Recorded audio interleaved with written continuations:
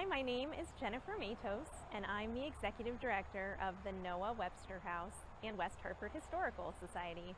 I'm bringing you the 21st edition of our Armchair Tour of West Hartford history. And I have a very special guest with me today. This is Dr. Krista Wolin, and she is an administrator at the American School for the Deaf, and she'll be interpreting for me today. So guess where I'm at? I'm at the American School for the Deaf over on North Main Street in West Hartford. And this school has been here in West Hartford since 1921. And it had a very iconic building with a cupola that many of you will remember. That building was actually replaced by the current building that you see behind us. That is the Gallaudet-Clerc Educational Center that was built in 2013 to replace the old Gallaudet Building. That was the iconic building with the cupola that many of us remember. Well, the American School for the Deaf has certainly seen a lot of change over 200 years of existence in the Hartford and West Hartford area. It got started in 1817 in Hartford, and then, as I said, moved here to West Hartford in 1921. So let me tell you a little bit about the history of the American School for the Deaf. The story of the American School for the Deaf begins with a little girl named Alice Cogswell. Alice was 2 years old when she contracted scarlet fever that actually caused her to lose her hearing permanently, and eventually she also lost her speech. She was the daughter of an influential surgeon named Dr. Mason Cogswell, and he was very concerned about Alice's ability to be educated in the United States because there wasn't really any education for people who had hearing or speech impediments. Luckily, he happened to meet a young man named Thomas Gallaudet in 1814. Thomas Gallaudet was born in Philadelphia, but his family was from Hartford. He graduated from Yale in 1805, and then he attended the Andover ministry where he became a reverend. But he had some health issues that prevented him from having a permanent job as a minister in a church. So he actually became a little bit of an itinerant minister and traveled around New England. While he was in New England, he also would teach students, especially in areas where they didn't have a school necessarily. So he happened to be visiting his family in Hartford, and they were neighbors with the Cogswell family. So Thomas Gallaudet was introduced to little Alice Cogswell, and he began to try to communicate with her and try to tutor her. And one of the ways he would communicate with her was to point to objects and then write them down. And this really got Dr. Cogswell and Gallaudet thinking that there must be a way to educate deaf people in a formalized way in the United States. They knew that it was happening in Europe.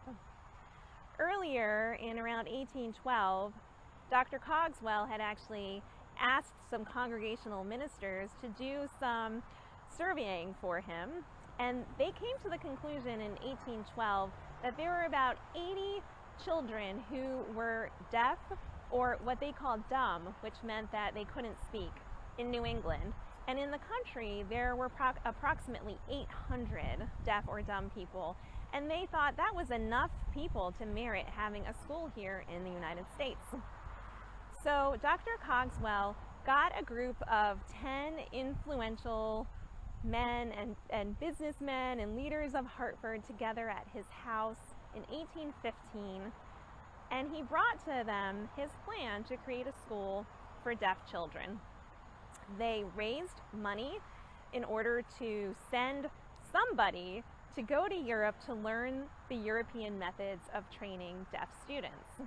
And they asked Thomas Gallaudet if he would go to Europe on behalf of this group to learn more about how to educate deaf people.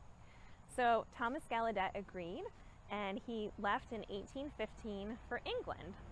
He started in England because there was already a school located there. There was a family in England and Scotland, and they had a school called the Braidwood Academy. So he first approached them, and he was interested in their method of educating deaf people, but they were unwilling to share their secrets with him without a price. And he was unwilling and frankly didn't have the money to pay for the secrets to their trade. So he ended up joining a French group instead. There was a French academy called the French Institute of the Deaf, and there was a French Catholic priest named Abbe Sicard. And Sicard invited Gallaudet to join them in Paris, so he actually traveled to Paris and studied for as long as he possibly could at the academy. One of his tutors was a man named Laurent Clerc, who was a deaf priest who was working on manual communications that was pretty much an early version of sign language. So Gallaudet studied with Clerc until his funds ran out, and then he had to book his passage back to the United States. He was there for a total of about 15 months, and he was actually able to persuade Clerc to come back to the United States with him so that he could help Gallaudet and Dr. Cogswell start the first school for deaf children in America. Their sea voyage from Paris to the United States, they landed in New York, took about 52 days, and it said that during that voyage, Clerc taught Gallaudet sign language, and Gallaudet taught Clerc English. They returned to New York in 1816, and as soon as they arrived to Hartford, Clerc met Alice Cogswell and began to communicate with her through the beginnings of sign language. And he found in her a very intelligent person and one who was very hungry to communicate because she was virtually without a language. They actually spent the next 8 months, Clerc and Gallaudet, traveling throughout the Northeast, showing people their method of communicating and trying to raise interest in their new school because they needed to raise funds for the school. They were actually able to raise about $12,000 for the school, and then they also received $5,000 from the state of Connecticut. In the meantime, in 1816 as well, the Connecticut General Assembly had passed an act of incorporation for a new school that would be called the Connecticut Asylum for the Education and Instruction of Deaf and Dumb Persons.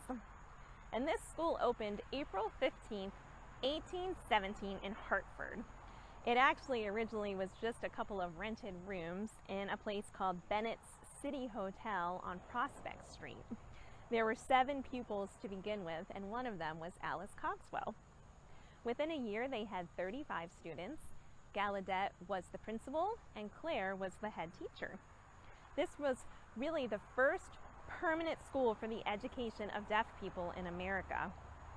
They did receive some additional funds that allowed them to build their own official school instead of renting the rooms in the hotel.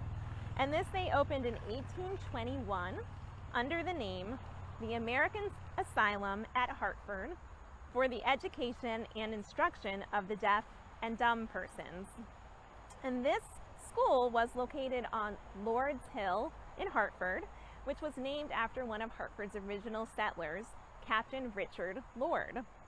The street on which it was situated became known as Asylum Street, and the whole neighborhood around this famous school became known as Asylum Hill. And then, as I said, the school moved in 1921 to this campus here in West Hartford. This is a 3-acre campus where it has been for the last 100 years, and the school's board renamed it the American School for the Deaf. Since 1817, the school has had 4,000 alumni that can claim this school as their alma mater. And of course, American Sign Language originated in this school because of Laurent Clerc. So when he came here and he was the head teacher, he used his system of French signs in his classes, and the students learned the signs and they altered and blended them with their own native signs to create the system that would become known as American Sign Language. So we can really credit American Sign Language today from coming right out of the Hartford and West Hartford area. Since 1921, as we said, this campus has graced West Hartford.